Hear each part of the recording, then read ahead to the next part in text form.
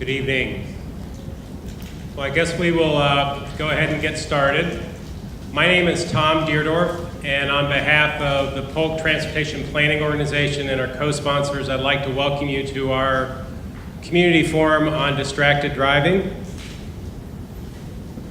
And what we're going to do as far as our speakers tonight is we're going to kind of divide our labors. I'm excited that we have a number of great speakers tonight to talk about not only local efforts to reduce distracted driving, but also what's being done nationally by our featured speaker. I'm going to let Taylor Freeman introduce, when they start their presentation, introduce their panel of speakers. But I have the pleasure to introduce Joel Feldman this evening. Joel Feldman is an attorney in Philadelphia, but he devotes most of his professional time to distracted driving educational campaigns. He works with schools, businesses, and community organizations across the country and has personally spoken with about 150,000 students and adults since 2011. He began working to reduce distracted driving after someone he loved very much was killed by a distracted driver, and he describes himself as a recovering distracted driver. Like I said, we have a number of excellent speakers this evening, so I am going to be brief. The last thing I really wanted to mention by way of introduction is that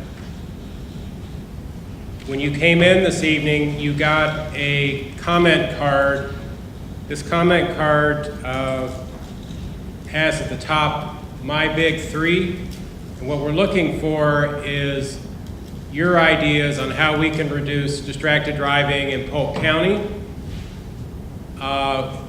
While we have question and answer at the end of Mr. Feldman's presentation, we are going to collect these comment cards, and then we'll have a drawing, and you have a chance to win one of our bicycle safety t-shirts that reminds you to walk on the left and ride on the right. So this is a t-shirt that we'll have a drawing for later. And with that, I'm going to turn it over to Taylor Freeman with the Health Department.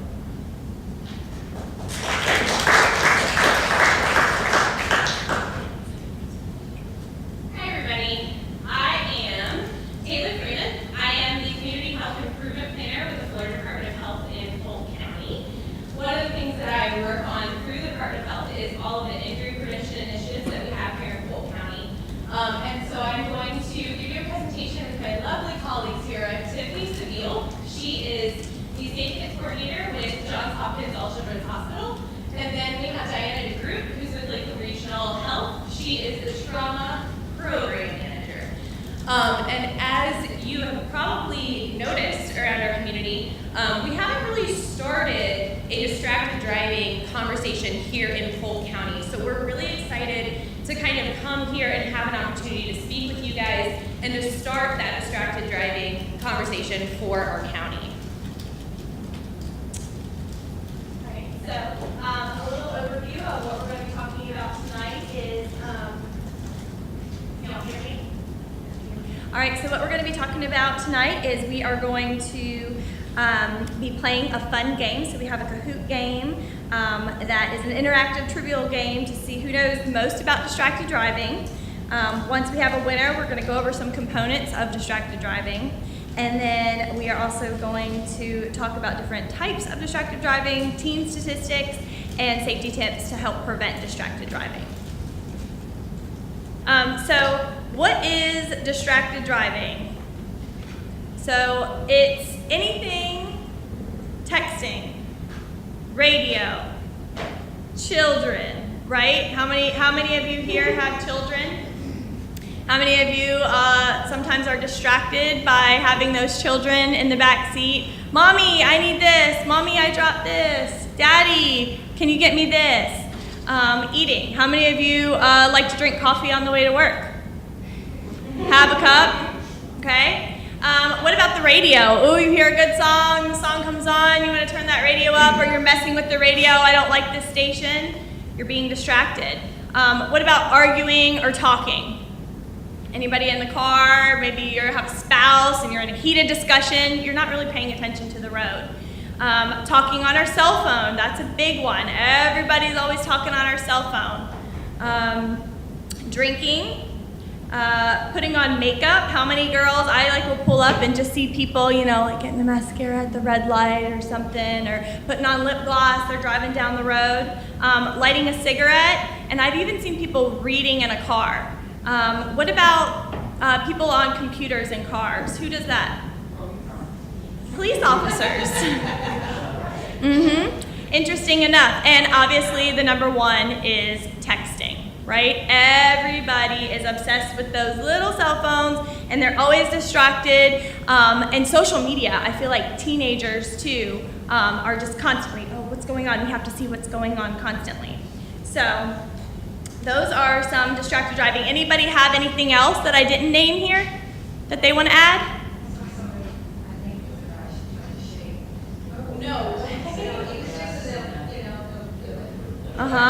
Shaving. Anything else? That's a good one. Pets. Yep.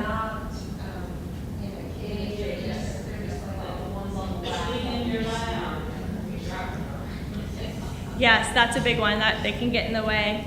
Reaching for something. Okay. Yep. Reaching for something. Take your eyes off. You're down here, and where's your car going? All right. I think one of the things that is in this chapter that is something that's not on that list, but it's thinking. We get really caught up with what we just carried in our head from a conversation or a meeting or the list in your head. What do you have to do next? Christmas time. It's the worst time people are thinking about the next store they're going to and they don't pay attention. Absolutely. Yep. Those are great examples. Okay, so distracted driving is driving while engaged in any activity away except the primary task of driving. So it's taking your mind off the road. In Polk County, 2015 Community Health Assessment, motor vehicle crashes is the leading cause of unintentional deaths. So every day, about 9 people die and about 1,000 people are injured as a result of distracted driving.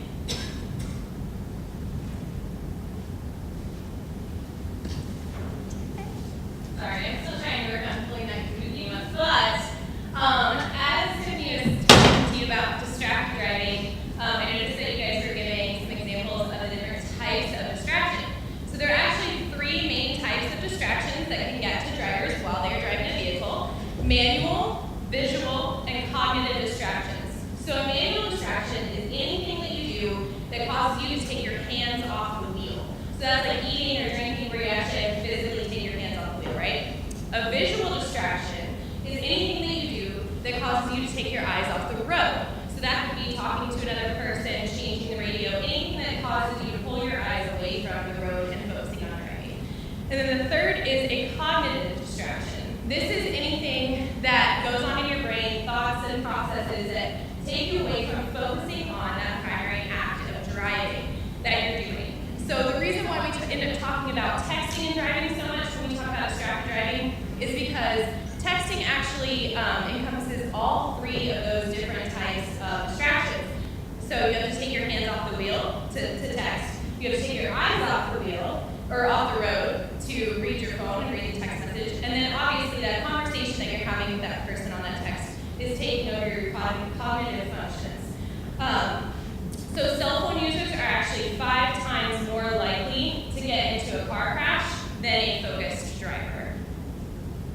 And then this is just a visual of some of those things that Tiffany and you guys are naming, things that people do that cause distractions on the road. So like, there's one lady taking notes. It seems like she's on a phone conference call and taking notes while she's driving her car. People putting on makeup, taking selfies, going and looking in the back seat to deal with the children and to give them different toys and things like that. So all of these things can be considered distractions. Keep working on foods. All right. So Save Kids Polk focuses on prevention education for children under the age of 19. There is a lot of data that we're going to talk about while it'll be on specifically teen driving. This does not mean that teens are the only population at risk of driving distractedly. All drivers, no matter what their age, are at risk of driving distracted.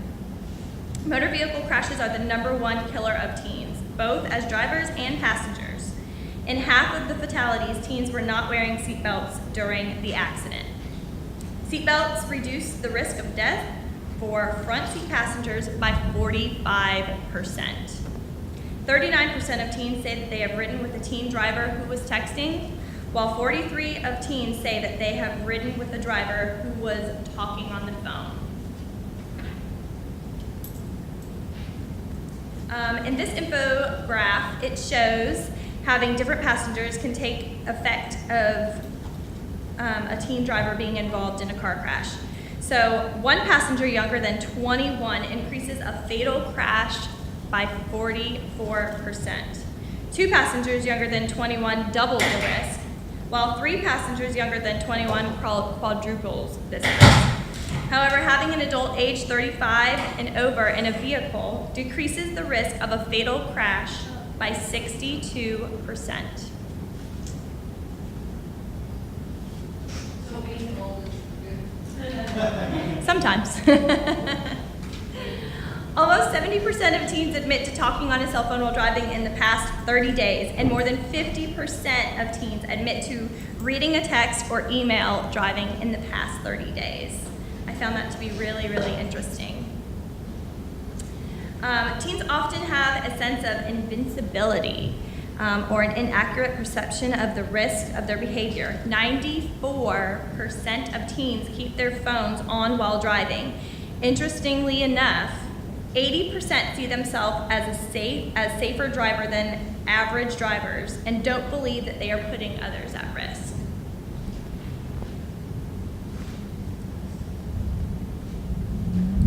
All right, so it's my turn.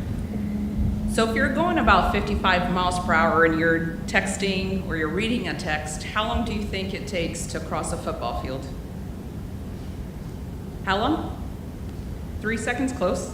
5 seconds. I say it's right in that little booklet you guys got coming in, right?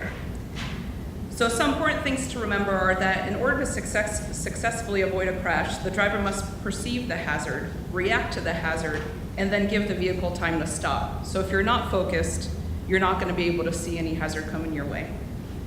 Driver perception distance, which is that first definition up there, is a distance a vehicle travels from the time a driver sees a hazard until the brain recognizes it. And the other definition is the reaction distance, and that is the distance a car will continue to travel after seeing a hazard until the driver physically hits the brakes. So both of these dramatically affects the vehicle's stopping distance. So if you can see up there, we'll use the example of the 50 miles per hour. So the perception distance and the reaction distance are both 55 feet, but the braking distance is 158 feet. This means that the vehicle travels a total of 268 feet before stopping. So what can we do about it? So I'm going to go back. What do you think we can do to prevent distracted driving? I know someone has something. Education. Absolutely. Education is #1, and I have that on there too. Educating your kids, your family members, your neighbors. Educating the parents. Absolutely. Educating the parents. That's correct. So education is #1, and this is why we're doing that this year today. I mean, I always say even if one person attends, that's one more person that we can help, right? So, to give you the answers, one of them is to be a good role model, right? Our teens, our children, they're going to watch us and they want to be like us, so they're going to watch us do what we do. On an average, a teen, if they watch you do it, they're going to do it twice as much, or I think twice as likely to do it. Buckle up every ride, always wear your seatbelt, again, be that role model. Zero tolerance rules, zero tolerance for distracted driving, put your phone away, don't be distracted.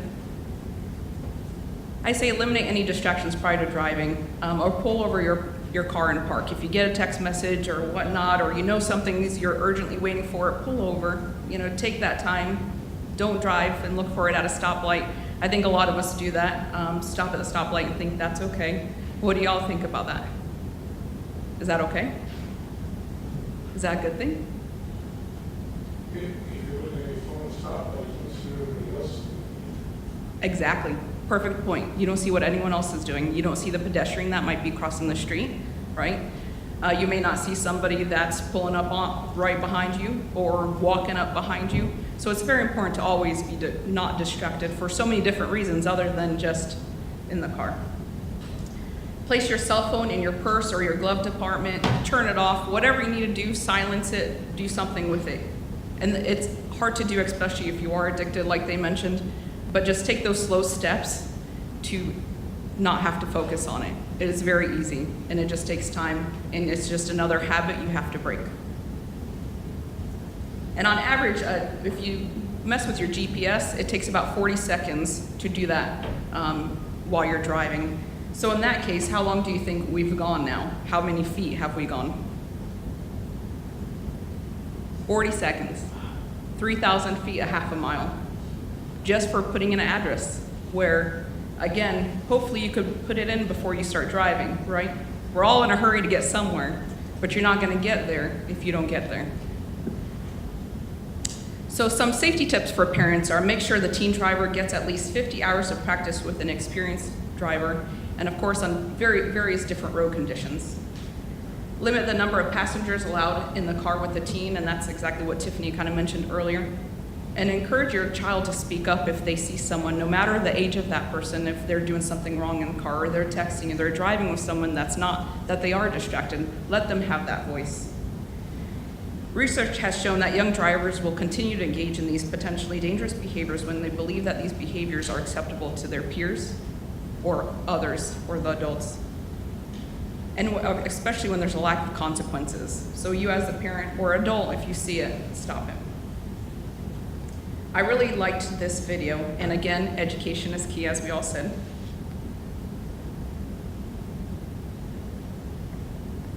Oh, hold on, let me try that again.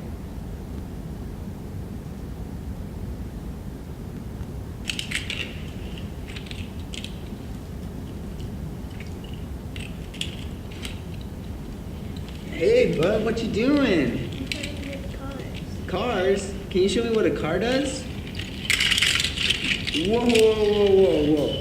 Hold on a second. First of all, this is a school zone. So you need to put down your cell phone, stop texting, and let's get to driving. Now you're coming up to a stop sign, right? You need to slow down and stop before you hit that Y line. I want you to look left, right, left. You don't want to get hit by a car going on your left, and to your right to make sure you don't get sideswiped by a guy coming from your right. You're coming, and you see a crosswalk. You better slow your horses down, because the #1 rule of driving is always yield to pedestrians. Now stop, pull over, and you are done driving. Gosh, what do they teach you kids in school nowadays?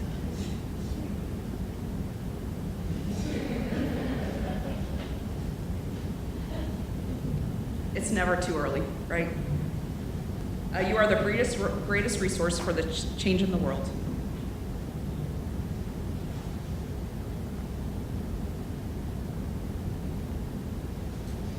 So always remember to eliminate the distractions as best as you can when getting behind that wheel so you are able to focus on the driving. Thank you guys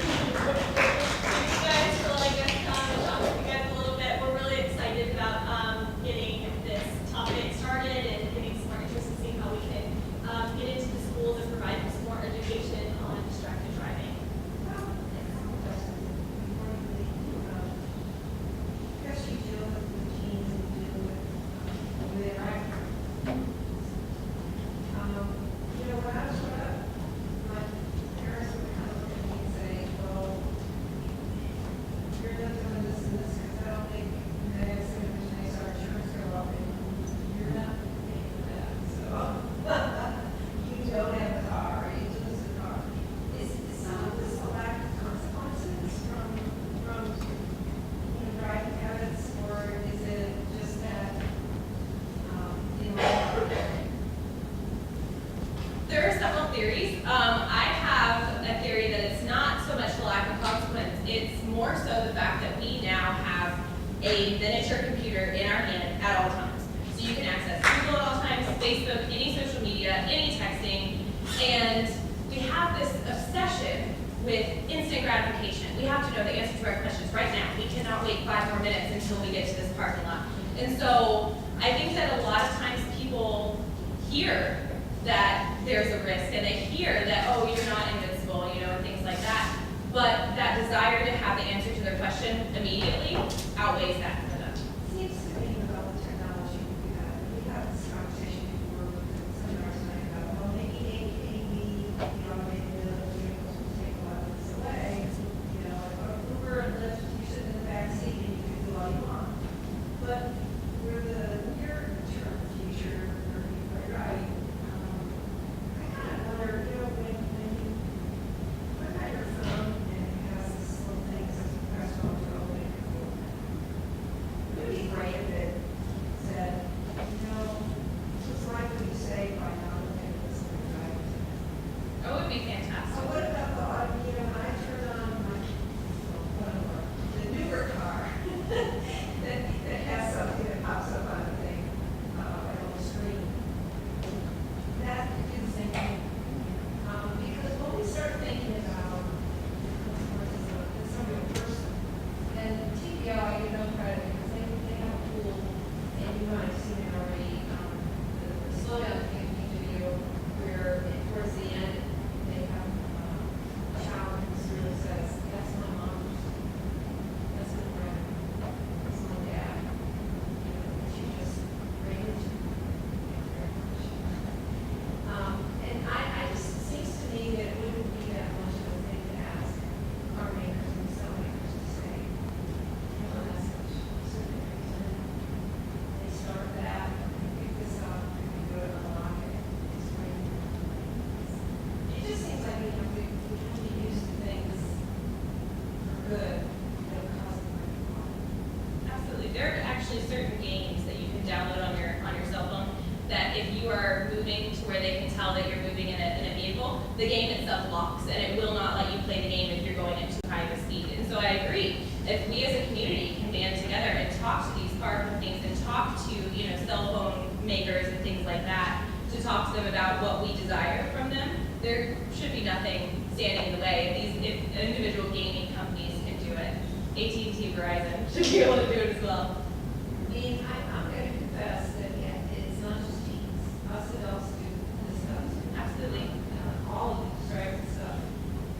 And all that. But, you know, I think that we're all guilty because, well, I have it on just in case there's an emergency, somebody's on. I don't get us one. But to actually be like, looking at it, and even if I do it at the red light, you're right, you know, there's stuff that goes around. One of the other things that I, just as a small suggestion, when I have found that I'm not doing this, and I'm not doing this, and I'm just driving, is the sense of peace. That I don't have to multitask. It's like a gift you give yourself. Instead of just the negative side of this message, maybe we could also say, give yourself that gift to just do this one thing and do it really well. Yes. I'm convinced that I'm from another country and I notice almost immediately when I cross the border, almost like that nanosecond, that it's almost like the cost of doing business in the United States. If you want to sign up to the United States, this is a cost you have to endure because that's what 10% of the fatalities of traffic driving. So there easily could be a law that says all cell phone providers shall stop on motion. That's a law. Do it. It's done. But because we accept the cost of the business to live here equals 30, 40, 50 people shall die. That's just the cost of the business. Get over it, guys. Come on. Move on. I almost learned that the day I crossed the border that there's this cost of doing business that leave the rest of the folks 90% alone.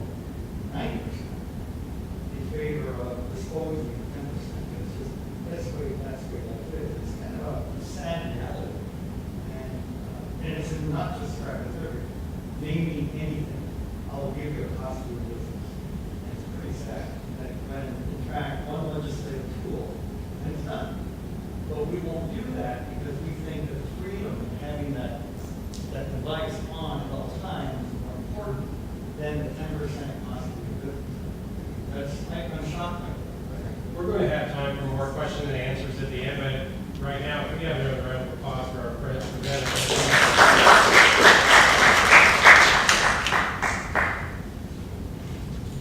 And with that, we're going to turn it over to Mr. Feldman. Okay, so this gentleman over here, he Snapchats. Everybody know what Snapchat is? Well, it's really bad. Really bad. All the kids do it. This guy Snapchats all the time when he drives. He's never been in a crash. Do you know him? Crazy lunatic driver. But to get to the point, if he does it all the time and he's never been in a crash, how effective do you think it will be if I tell him it's really dangerous? How dangerous can it be? Haven't been in a crash. The people who've lost loved ones to distracted driving, we don't drive distracted anymore. The people who've killed while driving distracted don't drive distracted anymore. So there's the rest of us. What will it take for us to change the way we drive? I have my two friends over here from Tampa, Tom Young and Patrick Meitler. And I'm going to ask Tom, what does it mean to respect others? Showing deference to their perspective. Deference to their perspective. Patrick, you want to add anything to that? Polite. Anybody else? Treating people the way you want to be treated. The golden rule. That's what I hear from kids all the time. Not to say you're a kid, but you think young, you think very young. You think very young. I hear that all the time. Treat other people the way you want to be treated. So, if this gentleman is texting while he's driving down the highway, and he's got passengers in his car, presumably people he cares about and loves, is he being respectful to his passengers? Is he being respectful to the people that we share the road with? So one of my thoughts, and we're studying this, is whether or not it really makes sense. I mean, we can talk about the statistics. There are some people that may change the way they act, but if we would have this young lady over here say to this gentleman, while she's in the car, and you're Snapchatting, and I presume you don't Snapchat, by the way, okay. But if she would say to him, because she cares about him and you care about her, if she would say, I don't feel safe with you driving me. I feel disrespected that you look at your phone more than you look at the road while you're driving me. How would you feel if you could put yourself in that position? You quit it. It hits you right here. This is what I'm hearing time and time again from talking with teens, talking with adults. The other thing I want to talk about, let's just take, we got 5 folks over here, 3 in the front row, and then you 2. Why do I need 5? You don't have to do anything. AT&T did a study. They found people who drove distracted. Then they said, okay, each of you people, you have, and this is what the statistics show, the bulk of us have most of our smartphone communications with just 5 people. Not all of them, but the bulk, 5 people. So this is one 5-person group. They went up to you, and you, and you, and you, and you, and asked you simply, if one of your top 5, the people you communicate with while using a smartphone, would ask you not to do it, what would you do? 85% said they'd put it down. Of those 5 distracted drivers, or all those distracted drivers that were surveyed, what would you do if your friend or your top 5 asked you to download an app that would automatically block notifications while you were driving? 70% said that they would do it. So I think the idea here is, the message is that we can do this, we just need to ask. We need to ask people to drive safer, and if they care about us and we care about them, they're likely to give up driving distracted. So I don't want people to think that, you know, just everybody's out there on the road, they're ignoring risks, and they'll never change. They are ignoring risks, but maybe we haven't used the right messages. Maybe we haven't used the right messages. So I was introduced by Tom as being a recovering distracted driver. I would text, I would email, I'd have meals in the car. I don't do it anymore because my daughter Casey was killed by a distracted driver. That's what changed the way I drive.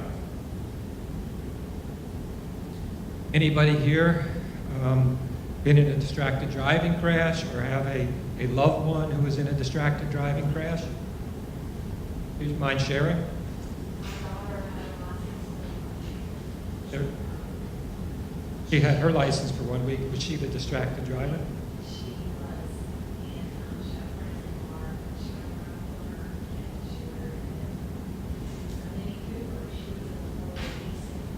So, is everybody okay? Okay. So, your daughter had her license for a week. Were you pretty convinced that she wouldn't drive distracted?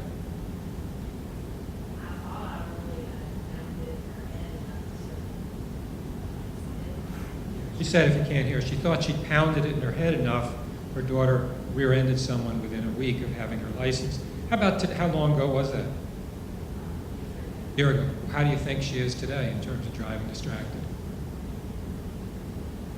I hope she's learned her lesson, but I do see some things that I still want to get onto her.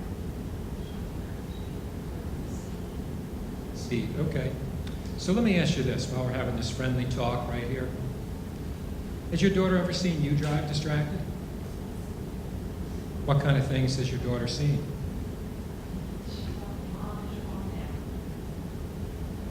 I'm going to come back to you, probably to your delight and pleasure. But did some other folks raise their hands? Yes. Dr. Heath? Yeah. My son was hit and killed by this distracted driver. She was texting.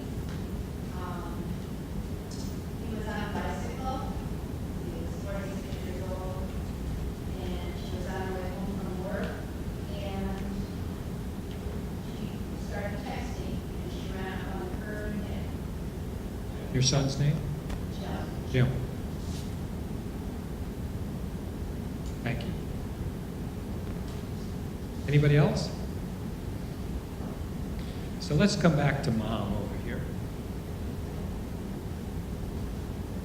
Raise your hand if you do anything to keep your children safe. Why don't we have everybody do it? Anybody who's a parent, raise your hands if you do anything to keep your children safe. Now only keep your hands up if you haven't driven distracted with your kids in the car. You folks who keep their hands up. That's great. Let's give these guys a round of applause.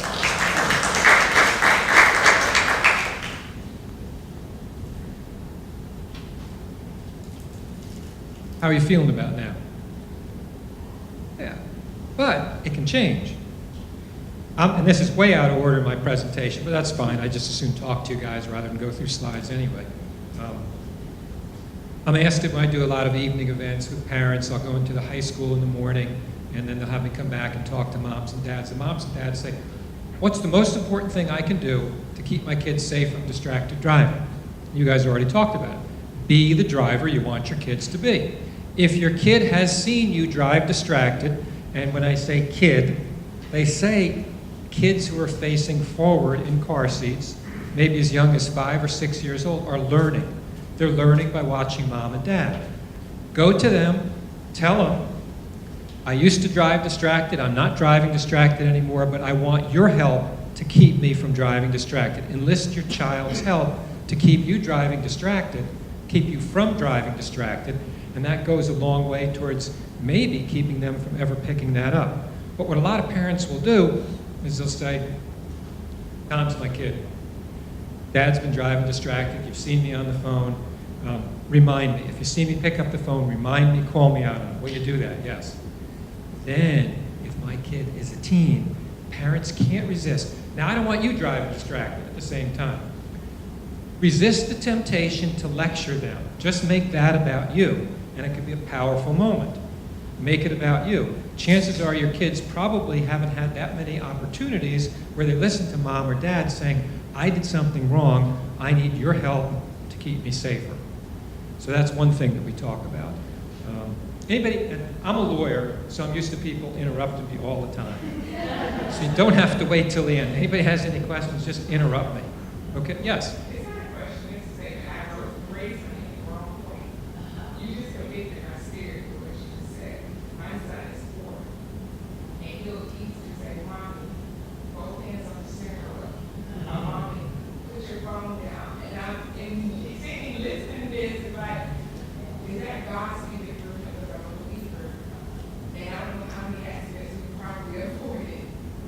Because of your 4-year-old son. And what's your son's name? Let's have a round of applause for Emmanuel.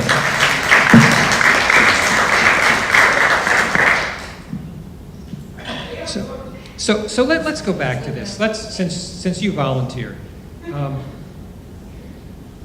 A lot of people think that since they've successfully driven distracted, meaning they haven't been in a crash, that they'll continue to get away with it. And there's no guarantee that they will. But people say, and I know people are thinking this, maybe not so much here, but the people you might talk to.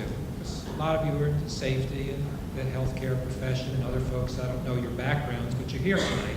So that means that you care about this. A lot of people, it's not on their radar yet. What are some of the arguments that we might hear from those who have successfully texted and not been in a crash while driving? What are some of the arguments you think we might hear? And maybe they're the arguments that you guys give yourselves too. It could be your arguments, rationalizations for doing it, or what you think others might have. I'm at a stoplight. We'll get to that in a moment. Okay. That's yours at a stoplight? Anything else? Okay, I'll forget to do it later. You're too young to be thinking that way. That's the way I think.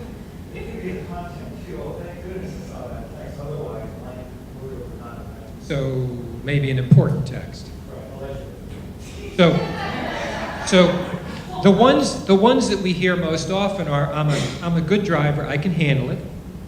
It's just a few seconds, and I've never been in a crash before. I've never been in a crash before. So why don't I'm going to skip around a little bit. Let me just go to. That's picture my daughter Casey. I'll just talk a little bit about Casey now. If you do the math, you can see she was 21 when she was killed. And today I say my daughter was killed. I used to say my daughter died, but a 58-year-old man made a choice to take his eyes off the road, and so today I say my daughter was killed. That picture, although Casey was killed when she was 21, was taken when she was just about to graduate high school. She was 18, and she did go on to New York City, to Fordham, and she just loved New York City. She thought it was the most amazing place in the world, so exciting. But I remember seeing the picture when it was taken, and I remember thinking, she had her entire life in front of her. Her entire life. She could be anything, do anything, her entire life in front of her, and in just a few seconds that all changed. And when I look out at the audiences, the teens that I talk to, or the middle school kids, or college students, I look at them too, and I think about that. They have their entire lives in front of them, and as parents, we haven't been the best role models for our children. I wasn't. I still worry that my son, Casey's little brother, who's now 28 and lives in Colorado, he might text when he drives because he saw me do it all the time, even though his big sister was killed by a distracted driver. I mean, I talk to him, I ask him. But to go back to what I said before, we have these defining times in our lives. One of mine is with my son. He was 17 before Casey was killed. I was giving him some unsolicited advice. Dads and moms do to our kids, right? I don't even remember what it was about. And he stopped me and he said, Dad, I love you, but every time you give me advice when I don't ask for it, you make me feel stupid. I can make good decisions, and I know you're there if I need help. Changed my whole perspective and reminded me how resentful I was when my dad used to give me advice all the time. So as hard as it's been, I try to stop giving my child advice, but I try to lead by example. Now I'm more of a consultant. If he has a question, he'll come to me. And it's tempting, though. And my wife still gives him advice all the time. Don't do this, don't do that. And I say to myself, gosh, he's a 28-year-old young man. But okay, Mom, whatever. But we can do this for our kids. We need to do this for our kids because, as the statistics show, driver inexperience and distraction is a terrible combination, an awful combination. What do you think?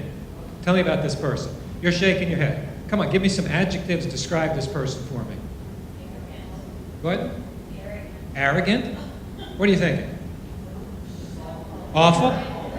Okay. Ignorant. Okay. Okay. What do you think about this person?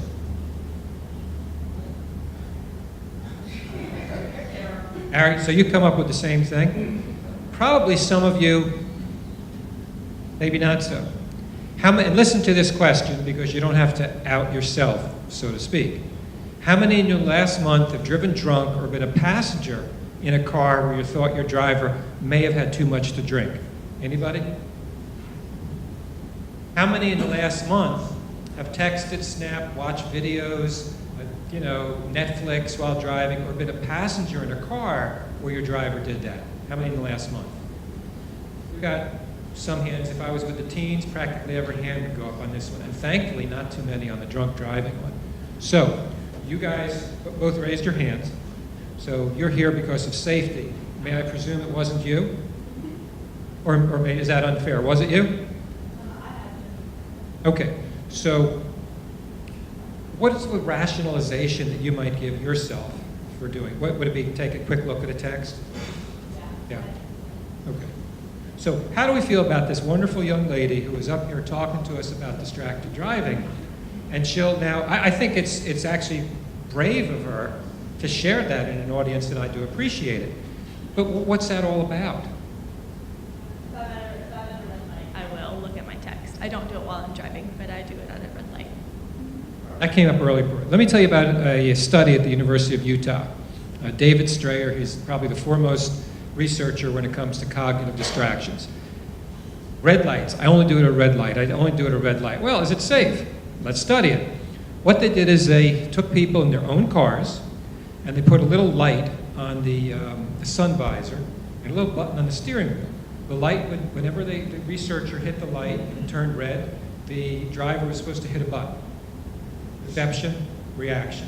See the light, press the button. See the light, press the button. They got a baseline for everybody, what that was like. And they also did it when they were stopped, when they were driving, and particularly when they were stopped at red lights. The second time, the experimental condition, they put a researcher in the back seat for safety, and every time that a person came to a traffic signal, and it was in the suburbs of Salt Lake City, when it turned red, the driver was instructed, take your phone out and do anything you want. Facebook, FaceTime, videos, texting, whatever. Then the researcher would say, stop, put it down. So what they did is they studied perception and reaction time from a stop at a red light, just having put your phone down. They found it took up to 27 seconds for us to get our heads back into driving and regain the perception and reaction that we had before. So let's come back here to the red light. One of the most dangerous places on the road is at an intersection, because there are lots of distracted drivers and they'll run through stop signs, they'll run through red lights. So you're sitting there, you're texting, or any of us here, I'm not singling you out, but yeah, maybe I am. Maybe just a little bit, yeah. So you're sitting there, the light turns green, and you don't need to be reminded from the guy behind you because you're not hit by a honk at the horn. You have to actually see it and you start up. For those next 27 seconds, your head is still in your phone. If the guy from the right who has a red light is on his phone, you're going to get into a crash. Did you raise your hand as being a parent? Okay, how old are your child or children? 9, 7, and 4.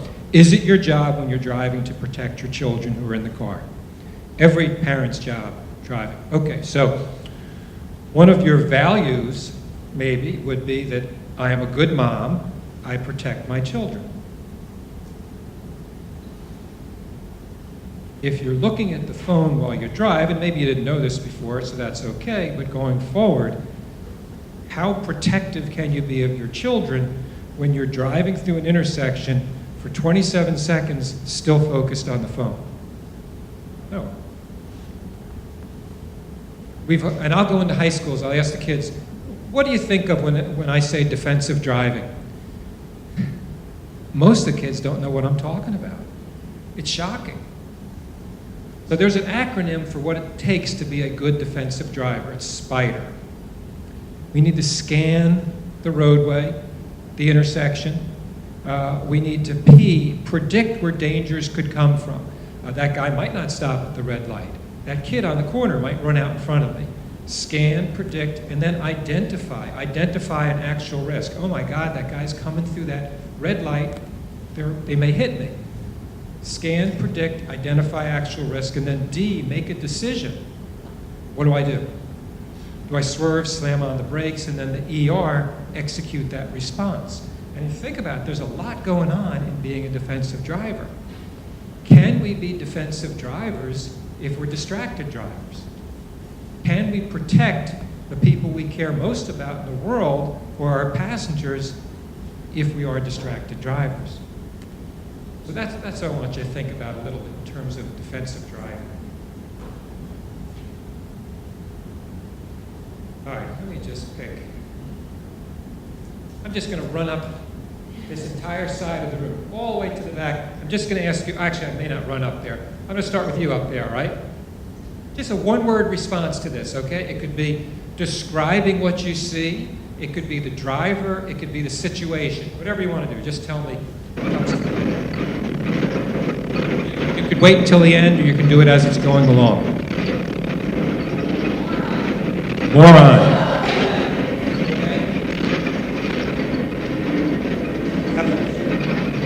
Yes, you, sir. Multitasker, ma'am. Idiot. Agrees with idiot. Distracted. Risk taker. Anxious, like he's not anxious, but he's making me anxious. Okay, making you anxious. Okay. A 17-year-old, the story is a 17-year-old young lady saw that, asked him nicely to stop, and he kind of ignored her because she was a kid. She took the video, within 48 hours found his terminal supervisor, I guess you call it, and he was unemployed as a result, which is pretty cool. Let's look at this. Your typical reactions. I'm going to click it again, and you'll see how these order up when it comes to kids versus adults. I've yet to have an adult say that it is selfish, irresponsible, or disrespectful. Never happens. Occasionally irresponsible, never disrespectful. The kids keep telling me that all along. That's why I kind of got on this idea that maybe if we tell kids and us, hey, that's risky, don't do that. Tiffany, that's dangerous, don't do that. But if you would tell her, that's really selfish, that's disrespectful. So that's what we're actually studying that now, and I had some folks come up with an online pre-presentation survey and post-presentation survey, and we're studying some of these concepts. And my son, who's like a math, physics, statistics guy, he's going to analyze this for me, thank God. See what it's about. But, you know, I'm optimistic. People say, gosh, how do you do that all the time? You know, people are crazy. They're out there driving distracted. I am optimistic from talking to people. I'm optimistic that if you give them the right message, the right ideas, that they can change the way they act, and they can change the way other people act. I'll sometimes talk to kids, but this is equally applicable to you guys. Let's say Tom's wife, Allison, texts when she drives, and Tom knows it. Tom, like any husband, certainly this husband, when you talk to your wife, sometimes things go well, but sometimes when you're talking about their behavior or something that they do, the conversation doesn't go very well. Anybody here have any suggestions? I don't know if that's the case for Tom or not, but anybody here have any suggestions? Let's say you as a spouse, as a wife, do text and drive, but your husband has a heartfelt concern for you and maybe even the kids in the car. What do you think would be a good thing for a husband to say to you so that you would think about it and not be just defensive about his statement? Anybody help us out on that one? Any of the ladies here help us out? I think when it comes for me, it's always the tone. It's the tone. We don't want to feel like our fathers preaching at us. So Okay. it's always the tone. So I think I would better receive if they go ahead now. How about if it's prefaced by, honey, I really love you. You're the most important person in the world to me, other than the kids, however that works out.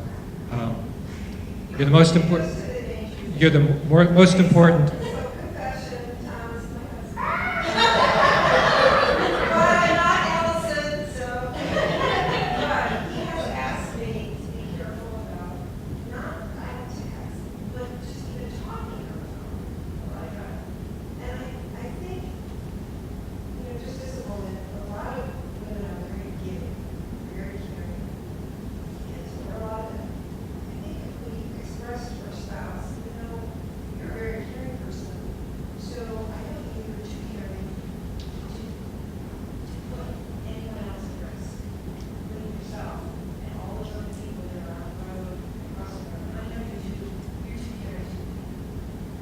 How are you reacting to that? I just trust you. Okay, okay. That puts a lot on you, like. Help us out.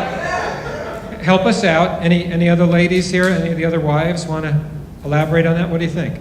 Well, I'm not a wife, but I am a woman, and everything happens when you compliment sandwich us. So you gotta do positive, then tell us the message you want, and then follow it up with a positive. So compliment sandwich. Okay. Tom, let's practice. What are you going to say to Allison? I hope this video is going to be online if you watch that. Okay. Learn to communicate a positive message. It's like how Alice, you mean so much to me. And I care about you so much, so you don't even have to use the L word. So I care about you so much. Our relationship means so much to me. You mean so much to me, etc., etc. Let's watch this video. Or I went to this presentation, and there was this really, really great presentation, and it's on YouTube. Let's sit here on the couch together and watch this. Hey, I think it's done. Okay. Okay. Now, See, that any. doesn't do it for me because you're just saying, oh, it's about my love for you. It's not about who she is or he is. And this is just as much applied to, yeah, you're a caring person. I know you're too caring to do this. Then you have to look at who you are and your behavior. And we can say this to our kids too, because it goes just to what you said. You're absolutely right. I hear this, especially from our 26-year-old that we just visited in Denver, where everything's politically correct, by the way, that respect for other people is absolutely essential. Are you a husband? Yes. Any?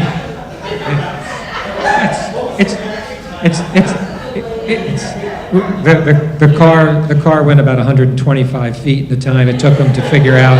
Yeah, but notwithstanding that, is there anything that you might share from the male husband perspective about how you would like a spouse or significant other to approach you, assuming again you're that Snapchatting driver?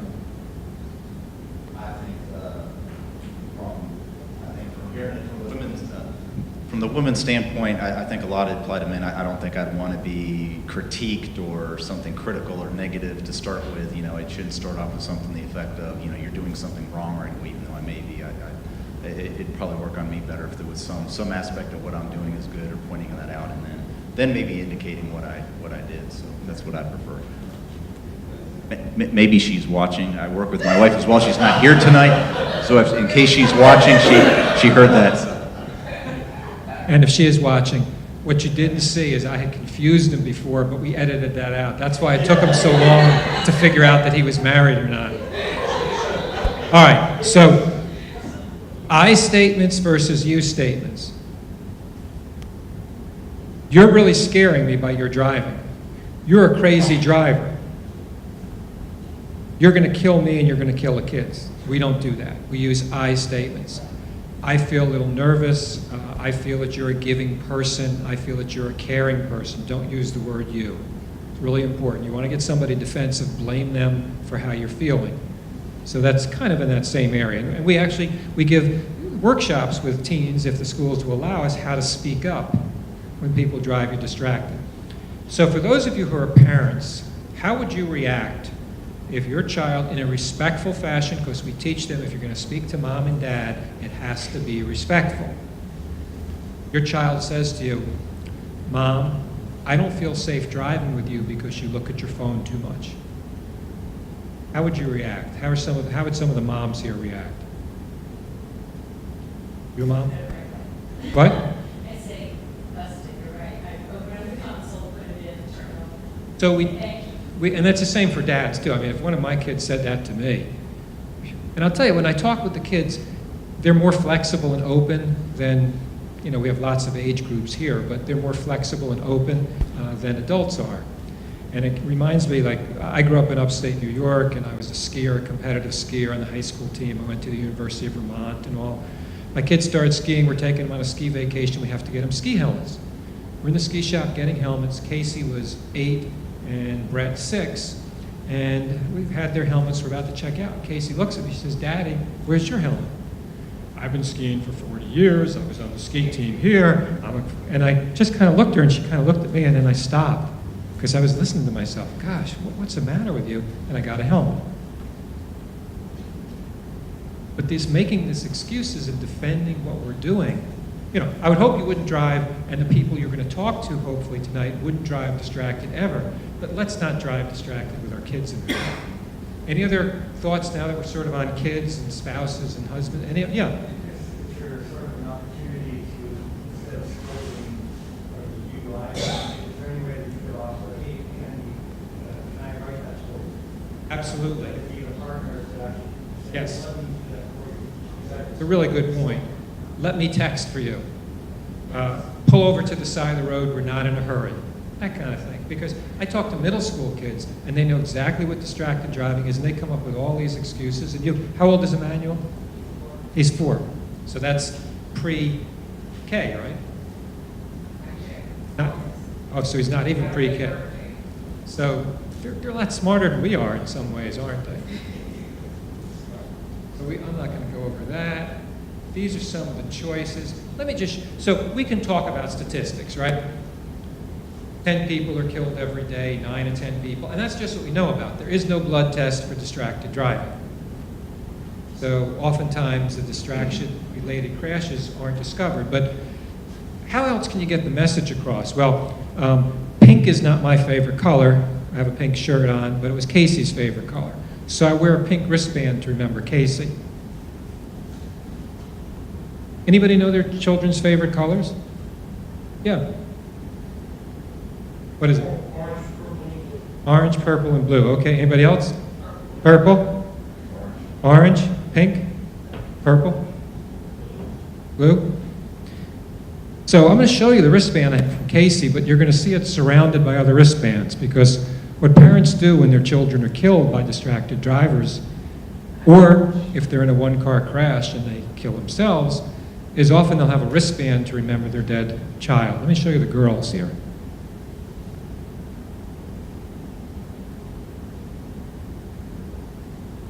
So this pink one down here is for Casey. And these are just the young ladies. The purple one is for Katie, and her driver said, it only takes a few seconds. Only takes a few seconds, was texting. Megan was 8.5 months pregnant when she was killed, and the driver who killed her said everybody does it. So how do I get these? I go to presentations like this, and people come up to me afterwards. I've gotten a couple from dads and one from a big brother, but the vast majority are from moms. And I tell you, maybe I look at the pink one and I think of my wife, but I see the faces of the moms who give me these wristbands. But they ask me, wear this wristband to remember my child, and let's do something so it doesn't happen to any other folks. Just let me show you the guys over here.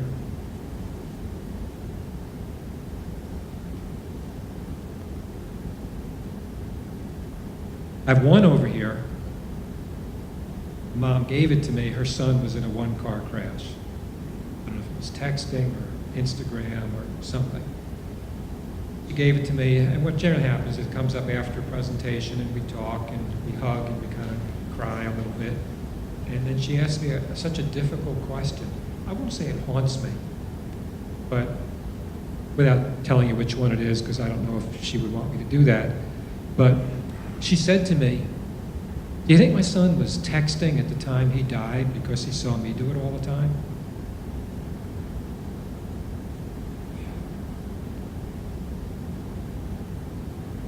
So, hopefully, many of you came in here tonight thinking that I shouldn't drive as distracted as I do. I can make changes, but hopefully you'll want to talk to other people. So we've talked a little bit about how to have that conversation. The top 5, I statements, you statements, the praise, criticism, praise sandwich that we talked about. I'll play this.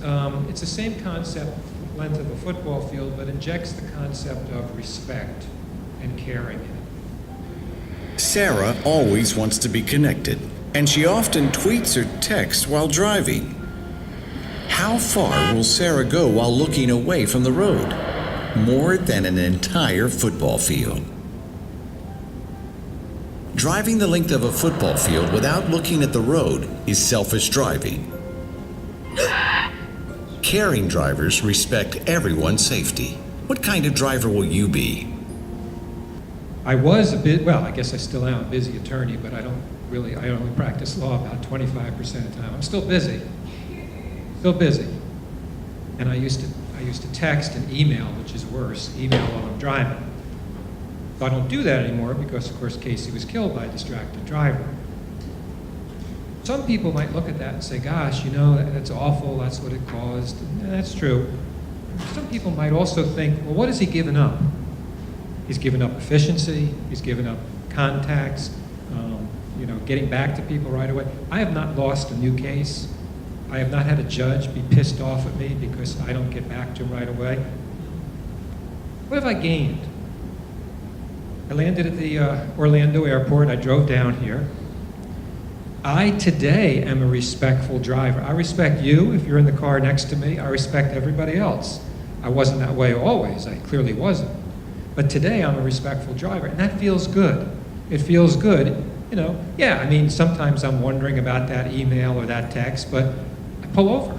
I don't pull over on the shoulder because people are nuts. I get off the highway before I pull over into a parking lot. I program that into my trips. If it was going to take me an hour and 15 minutes to drive down here, I said it's going to take me an hour and 40 minutes because I'm going to respond to some calls when I pull off the road. So I've gained by giving up driving distracted. I feel better about myself. I feel like I respect others. And I'd never thought about distracted driving being disrespectful until the kids started saying that in that bus video. You hear something enough times, you figure there's something to that, Now, having someone tell, and I do this with the kids, and I'm sure it works with you guys too, telling someone that you care about, I feel disrespected because you don't drive me safely, that kind of hits you there. They also say selfish. I haven't figured out a really good way to use the word selfish. This is such a loaded, charged word, but it is selfish if you think about it. I mean, it's about me. Those emails are all about me as I'm driving. It is selfish. So when I think about selfish, I think about little X. He is still alive, but some would say he's got the worst possible injury a human being could have and still be alive. He's walking across the street. His big sister's holding his hand. He's in a hurry going through the crosswalk. So he's about a step and a half, 2 steps in front of her, sort of pulling her through the crosswalk, when a 22-year-old who is texting hits him, rips him out of his sister's grasp, drags him down the road under the car. He had such a high spinal cord injury, today he can't even breathe for himself. He has to be hooked to a machine for each and every breath that he takes the rest of his life, each day, each week, each month, each year. A 22-year-old who was texting and little X hooked to that machine. That's what I think about when I think about the selfishness of distracted driving. I'm going to ask it this way, but it sounds sexist, but ladies, anybody here, when you're driving alone, you put your purse on the front seat? Anybody? Okay, so this one's for you. This one's for you.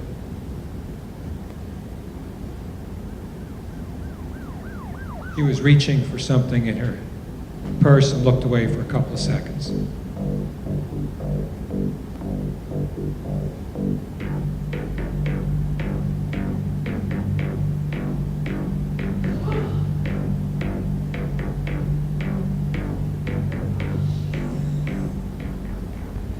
He did survive, and the woman kept telling, this was up, Abbotsford is a suburb of Vancouver, British Columbia. I was up there doing some talks, and I met they call them constables up there, the police officers. I met the constable, and he said, let me show you this video we have, and I thought it would be useful. I don't like it, but useful. He told me that the lady kept telling him, or Somebody else said that the lady kept telling him over and over again, who hit the guy, but I'd never been in a crash before. And you think about that, and that kind of gets me angry when I think about it. What does the fact that you've done this so many times before and never been in a crash have to do with today where you almost kill this pedestrian? And that's a rationalization, that's an excuse that people give time and time again. I've never been in a crash before. I'm a safe driver. I can handle it. So I thought about that, and it occurred to me that there's a difference between being a safe driver and a lucky driver. Today, I'm a safe driver. I used to be a lucky driver. No crashes, no tickets, but I easily could have killed someone else's child. So I think there's a difference between being a safe driver and a lucky driver. If anybody's interested, I see some folks taking pictures of this, you can just go on our website, and all these presentations are available to download. It's free, whatever you want to do, you can just do that if you want. So, what do you think about this? Most 16 to 18-year-olds don't text while driving. True or false? The falses sound louder, but I heard some truths. Now this is text, sending a text. It's not reading, it's composing a text. It is true. And this AAA Foundation for Traffic Safety study was done 3 years. You can see that the teens stayed about the same, about 1/3, which means 2/3 don't. People in,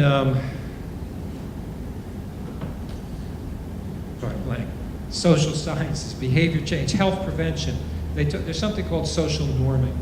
A lot of this comes from binge drinking on college campuses. They found out that if you surveyed the college students, they'd say, oh, everybody does it. But the reality was, it wasn't that many, it was less than half. So they said, well, what would happen if we corrected that misperception? What would happen if we showed them those numbers? And they found that if you showed them the numbers, most of your college peers don't binge drink. It actually reduced the amount of binge drinking. So similar to that, we're showing this to teens, hoping that they'll look at this and say, gosh, I'm in the minority if I do that. I want to be like all my friends, so maybe I shouldn't do it. And maybe, just maybe, it'll embolden friends who maybe are a little reluctant to speak up, to speaking up. Friends don't let friends drive drunk. Friends shouldn't let friends drive distracted. And actually with teens, if you lump together fatalities and injuries, more teens will be fatally killed or have injuries from distracted driving than drunk driving. There's still more teens killed from drunk driving, but if you add everything in together, it's more from the distracted driving. So this was interesting that came out recently. Because people say, oh, I have to do it for work. I have to do it for work. What do you think? What do you think the answer is here? B? I'm going to move it along. It's C. And on the right, it shows of the specific age groups, what percentage of those age groups that led to the conglomerated number of 43%. But if you delve into it a little deeper, 38% felt the need to always be available. That's not the boss making you do it. That's you feeling you have to be available. It's not the boss making you do it. 37% FOMO. I didn't know what that was either, so don't feel badly if you don't. Fear of missing out. Fear of missing out. Again, that's self-imposed. 17% don't want to upset the boss, and maybe that's in fact valid. And then 15% just can't shut off from work. So the excuse that I need to do it for work, I don't know about that. I do a lot of business talks, and once we start talking about it, I'll go up to, I don't know, does anybody here have to report to you? Okay, so this is what I'll do, and I know it's not the case for Tom. Tom, if any of these young ladies were ever concerned about not getting back to you because they were driving, how would you react to that? If you knew they were driving and that's why it took them 15 or 20 minutes to get back to you. Be okay with it. I've never had an employer, maybe it's tough, you're asking them in a presentation, but I think that's actually the case. I think it's actually the case. What some people do is you could have a ringtone specifically for him. You can make up any one you want. Really, don't let him know what it is if it's one of those. And you don't have to answer. You know what I mean? You can hear it. I don't tell kids this because I don't want the kids to be tempted. But I get it. Work is work. And maybe we need to be connected, but we don't need to be connected in that minute. And more often than not, employers don't want us to be.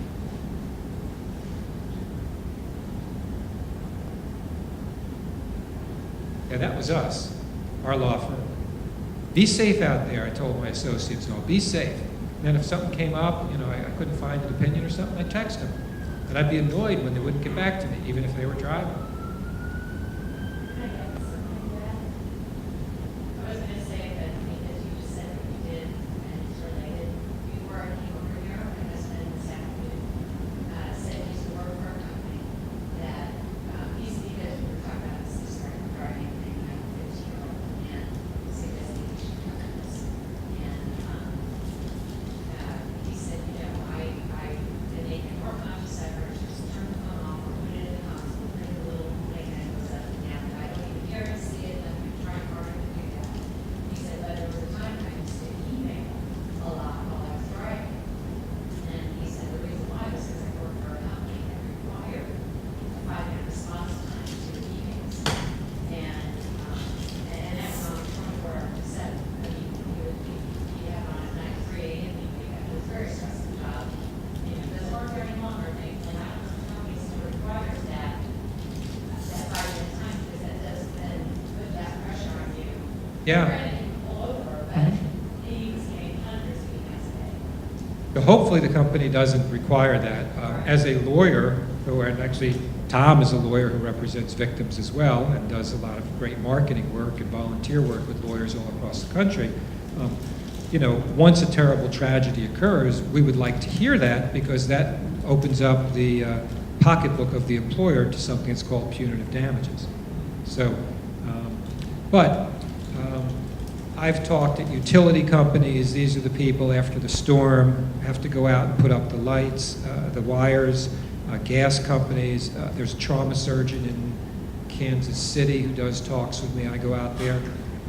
He says, I have the phone, and if I hear something, I'll pull over. And he says, you know what, if it's 7 minutes or 10 minutes, he says, that's okay. And he says, I haven't lost a patient because of that, but I'm not going to endanger the life of myself and other people, because that's not consistent with who I am. Again, that's the values. Who are the people? Who is your husband? Who are your spouses? Who are your friends? What are their values? And their values are probably protecting others they care about. Their values probably include being respectful to others. And is distracted driving consistent with those values? Probably not. I'm going to try to get to a last-minute video here. Ready? Not going to do that one. Yeah, I've met about 20 people who've killed while driving distracted. At one point in the conversation, they all tell me this. 16-year-olds, 58-year-olds, 40-year-olds, people from the farm country, former, vets, everybody, men, women, they all say this. They all say this. How much time have you spent in jail? She said it very softly, but she said 0. I believe her. Now, that doesn't mean that the rest of you have to. But why do I ask that question?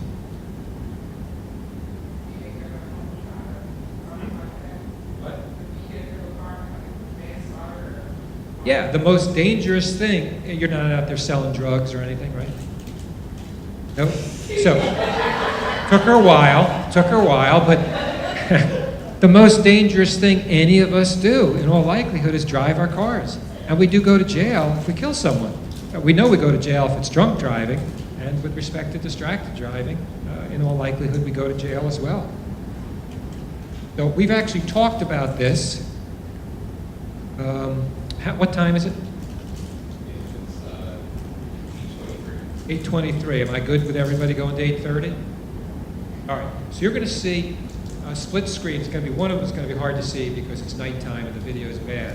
But what they did is they outfitted kids' cars with the permission of mom and dad, and they had one camera on the face of the kid, the other camera on the road, so you can kind of see what's going on.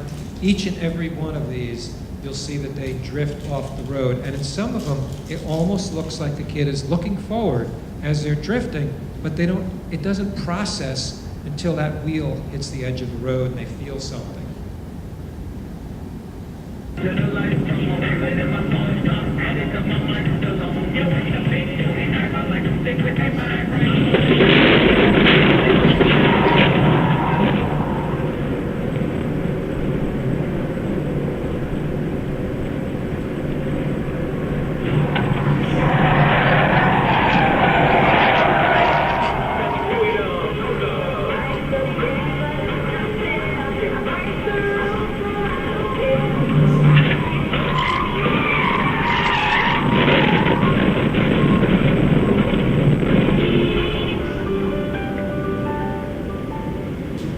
happens really, really fast. And as I said before, driver inexperience and distraction is just an awful, awful combination.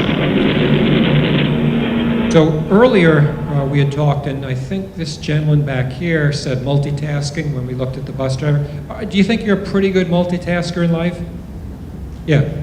No. Who's a pretty good multitasker? Who thinks that they're pretty good at it? Okay. Thank you for volunteering for a neurocognitive experiment. All right, so I'm going to just have, well, you can stay there. What we're going to do is we're going to do a number task and a letter task, and we're going to do them separately, so that's not multitasking. And then the second time around, we'll put them together, and that'll be multitasking, doing 2 or more things at the same time. So I'm going to have you just count out loud 1 to 10, and I'll put the mic so everybody can hear, and then you'll go A through J. 1 to 10, A through J. That's the first way through easy. 1, 2, 3, 4, 5, 6, 7, 8, 9, 10. A, B, C, D, E, F, G, H, I, J. Okay, so a number task, a letter task done consecutively, not at the same time. So we'll just change it up now to multitask. Do it a little differently. 1A, 2B, all the way to 10J. Look at the look on her face. 1A, 2B, 3C, 4D, 5E. Actually did really well. That's like what the 19-year-olds do. They get to about that far and then they give up. So give her a round of applause. That's pretty good. So in terms of multitasking, what they say about even a hands-free phone call, our brain gets overloaded, and the driving task and the listening task, each task suffers, and you kind of demonstrated that way as well. So, people are encouraged to use their phones hands-free, and some studies show it's slightly safer than holding the phone in your hand, but not appreciably so. So there is still a risk involved to it.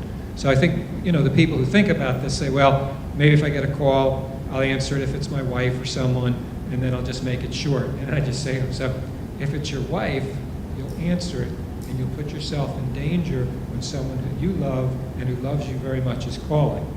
Does that make sense? So maybe the thing to do is to send out like a group text or call people that we care about, say, hey, I'm at this distracted driving presentation here at the hospital. I'm leaving now. I'm not going to answer my phone, and I'll be home in 20 minutes, that kind of thing. Or if you have the iPhone, you could download the Do Not Disturb while driving. And if you would call me when I'm driving back to the airport, you'd get a message, something like this, call or text. Hi, this is Joel, I'm driving. It's not safe to respond to your text or call. When I stop, I'll get back to you. And that kind of spreads the message, I think, to other folks and makes it, we want people to feel good about giving up driving distractions. We want it when you get into a car with someone else that you should expect that they will drive you safely. That should be the expectation. All right, I already talked about this. I hear that a lot. But this is starting to make me feel good. So if this is an auditorium of your kids, 16, 17, 18-year-olds, how many of your moms and dads drive distracted? 70 or 80% are going to raise their hands. And then I'll say to them, if your moms and dads drive distracted, you have a choice. You don't have to drive like them. They like that. They like that, being different than mom and dad. So is there a way to turn down the lights in here or not? I guess I should have asked that before. Okay, so we'll play this, and basically this is a video that was Casey's friends, or maybe turn them off. Yeah. Casey's friends wanted to do something, and they all drove distracted. So you see Casey's friends, and you also see my wife Diane in here.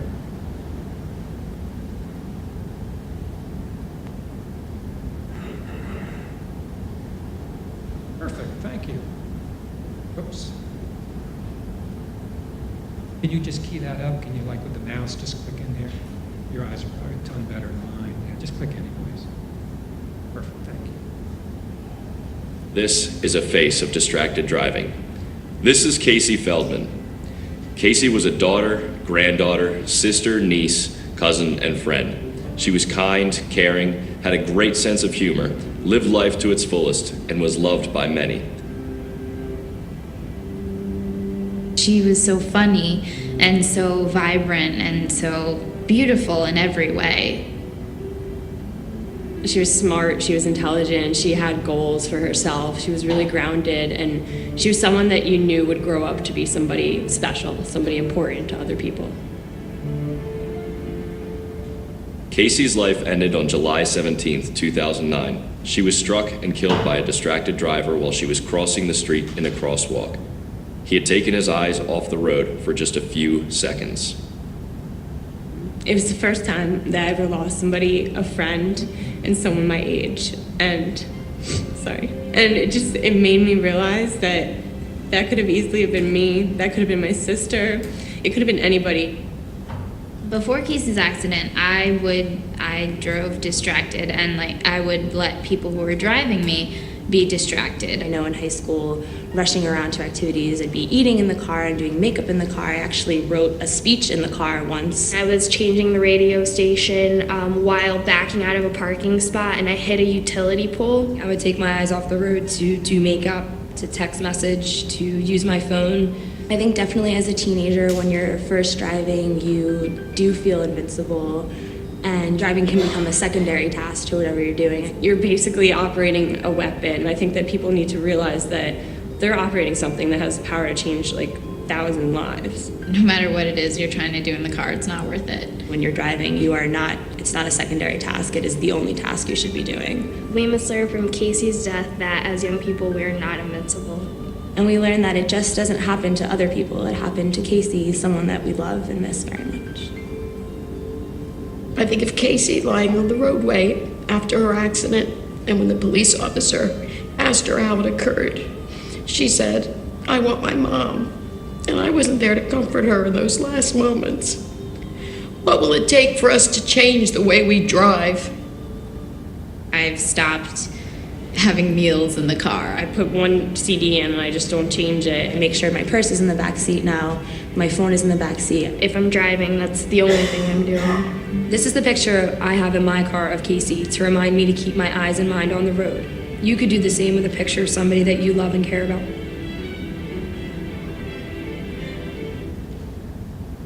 So, as my wife said there, I think it's a mix of anger, frustration, grief. What will it take for us to change the way we drive? You know what it took for me to change the way I drive. Those 20 or 25 folks that I've met who killed while driving distracted, they don't drive distracted anymore. So then there's the rest of us, as I said earlier. We can do this. We can do this. We can be safer drivers. We can be more respectful drivers. And you will feel good about giving this up. I can tell you that. There's something else you'll gain. Each of us probably has a very busy professional life and a busy personal life. No one ever at all anymore ever is able to intrude upon my time in the car. It's my time. I won't give that up now because I had lost that. And I didn't realize I'd lost it. I now have my own private time. That's in the car, but I have that. So if we're sitting in a car and someone we care about starts to take out their phone, just imagine in your mind that they were pulling out, from a six-pack, they were taking a beer. What might you say to them? It should be the same for distracted driving. We should expect that people will drive us safer. And if they don't, let's use that praise, criticism, praise sandwich, and let's tell people using I statements what we expect and have it come from a caring place, not a lecturing place. Any questions at all? Any thoughts before we're going to end? Sure. Sure. So I have the response more. It's not, we're not going to say it's the cost of doing business. I just did the math. 34 people like Lester, that's 34. So even 1,000 people were touched by that one death. That's 3.4 million. That's 1% of our population. If 1,000 people are touched by that one death, so we will get 1% of the population. Why can't we just simply have that FCC regulate that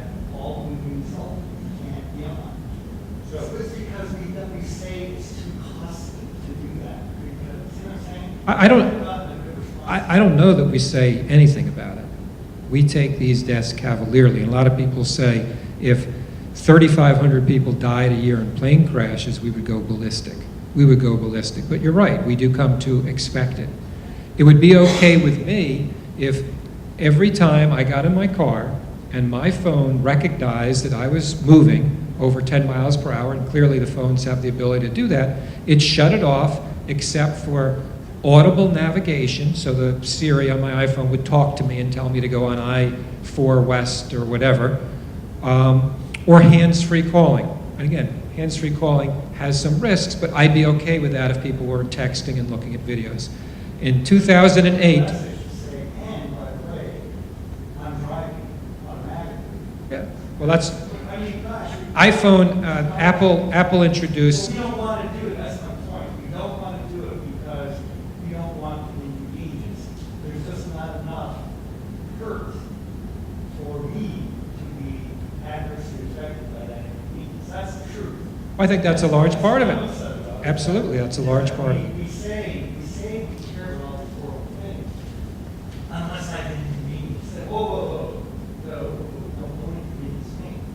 So that's kind of what I'm upset about, is that real, like I said, 1,000 people touched by every fatality. In 2000, Still 1% of the population. in 2008, Apple filed a patent saying that their phone would automatically disengage when the phone registered they were going over 10 miles per hour, and it would recognize who the driver was versus the passenger, so the passengers could still do it. And there are some devices out there that actually, if you plug them into the data port, can actually discriminate between the driver and the passenger. I tested one. And when I was in the driver's seat, I did it in a big parking lot, no matter how far I put out the phone and did this, it wouldn't let me do it. As soon as I moved over to the passenger seat and had someone else drive it, I could do what I wanted. It was incredible. And they can figure it out. Apple came out with the Do Not Disturb while driving, I believe, in August of last year. Guess how many people have downloaded it? Because it's manual, it's optional, you don't have to. Guess how many people who have an iPhone have actually downloaded it? Take a guess. 12%.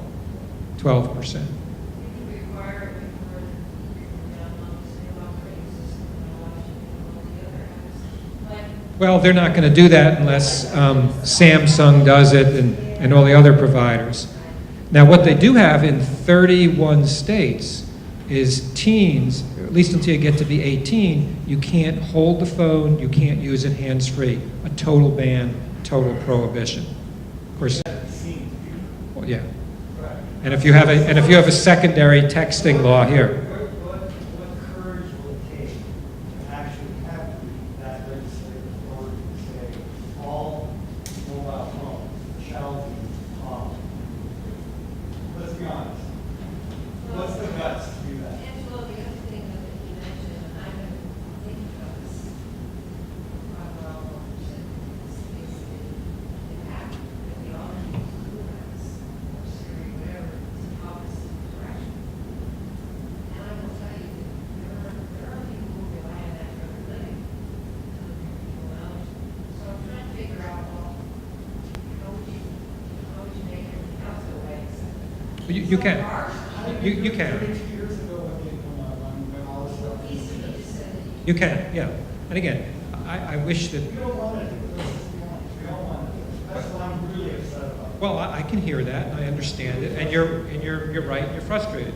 So what do we do until legislators and other people get the guts to do it? We reach out to the people that we care about, and we do it respectfully, and we do the best we can, you know. But I would also like to encourage us, I'm for us, to somehow feel, to demonstrate that challenge of getting to 350 million people. Do you have an iPhone? Okay. Did you download Do Not Disturb? Okay, so you'll go into settings, you'll do it, customize your message, so whenever you're driving, you're telling other people why you're not getting back to. That's a start. That's a start.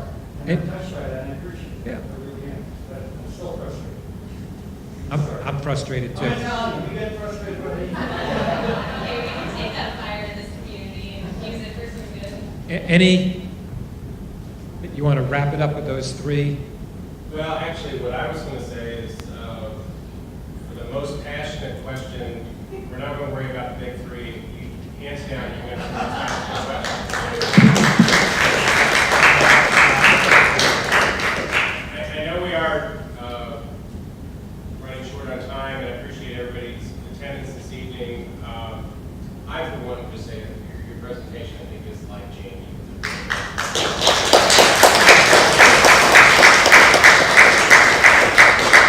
And actually, I work in transportation, but I don't work in safety every day. And if we can get our ladies over here to stand up, give them another round of applause.